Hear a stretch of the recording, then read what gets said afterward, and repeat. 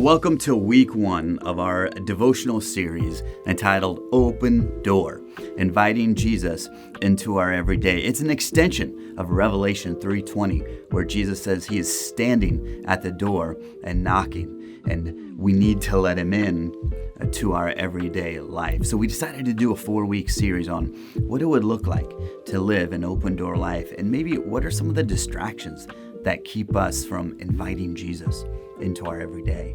Well, here in week 1, we're going to study a phrase that maybe you've never heard before called Undead Moralism. Now, if you were to look up Undead Moralism on Google, you're going to see a lot of the zombie apocalypse or studying about zombies, studying about the undead. So let me clarify where we're going with this phrase. Undead basically means a return from the dead. And morality is defined as these principles concerning the distinction between right and wrong, good or bad. And so a fresh new definition of undead moralism is going to be the process of living in resurrected morality. And when we get to the end of the devotion, I'll tell you exactly what that means in the New Covenant context. But first, we're going to study something in the Old Testament that is really crucial to understand, and that's Micah 6:6-8. And basically what this is kind of like a courtroom scene where God is bringing this judgment against the people, and the people are saying, hey, what is it that you actually require of us, Jesus, Lord? Shall we come before you with all of our burnt offerings? Will that make you happy? What will satisfy you? Would you be pleased with 1,000 rams, 10,000 rivers of oil? Shall I offer my firstborn in transgression? Should I literally kill my son in order to make you happy, God? And then something interesting happens in Micah 6:8. For God has shown you, O mortal, what is good.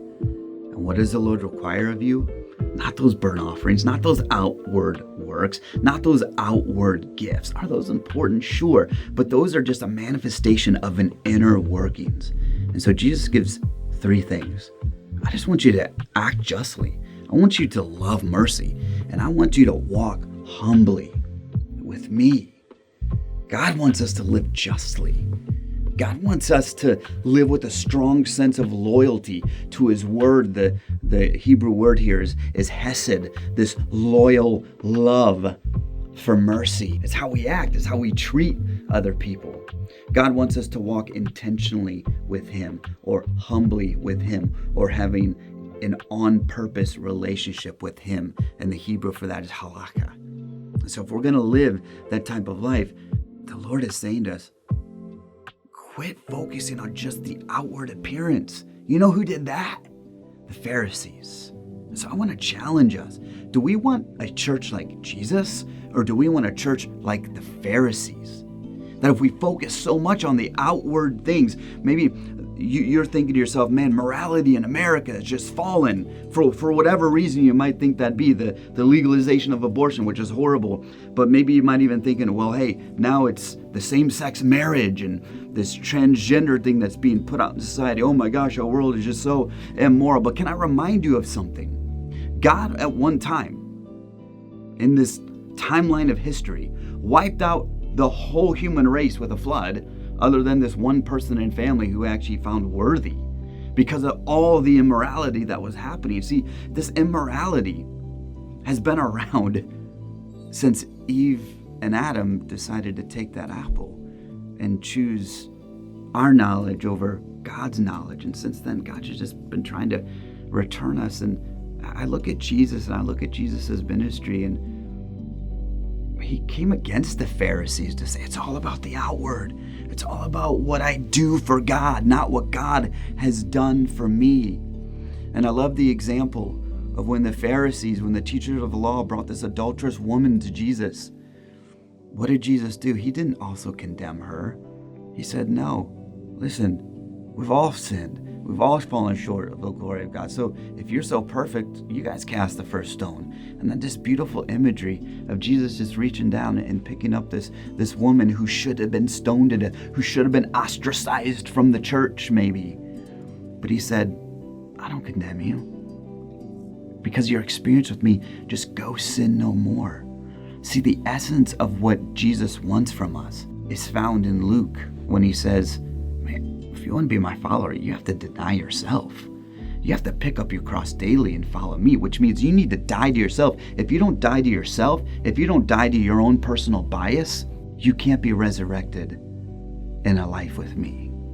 Which means probably your inner morality, because it's so easy to look at the politically charged, immoral behaviors of the people who aren't a part of church. But when we look inside the church, we find that 1 out of every 2 believers in the church thinks it's okay to cohabitate before marriage.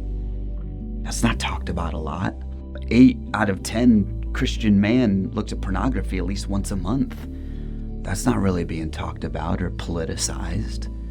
See, morality starts internally, and if we start judging the outward, we're going to be a church like the Pharisees, not like Jesus. We need to walk humbly with God. We need to love mercy. We need to act with justice.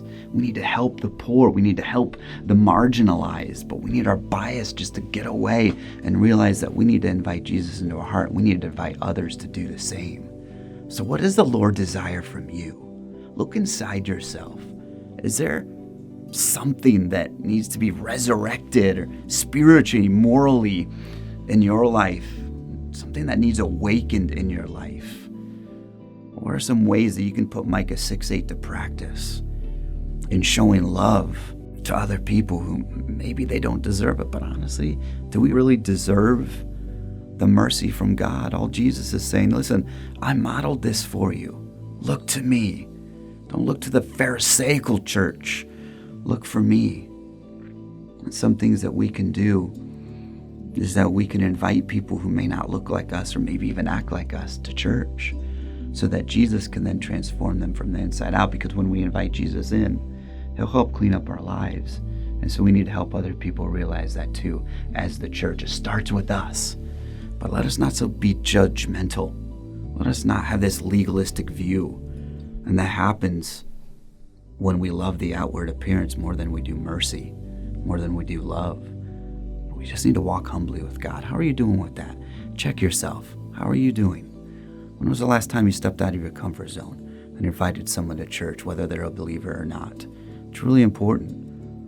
Remember, we need to act like Jesus, not the Pharisees. Our world is in desperate need of this mentality.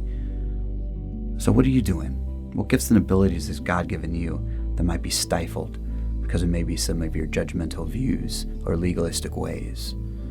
Just a question for yourself as you go about your week. God bless you.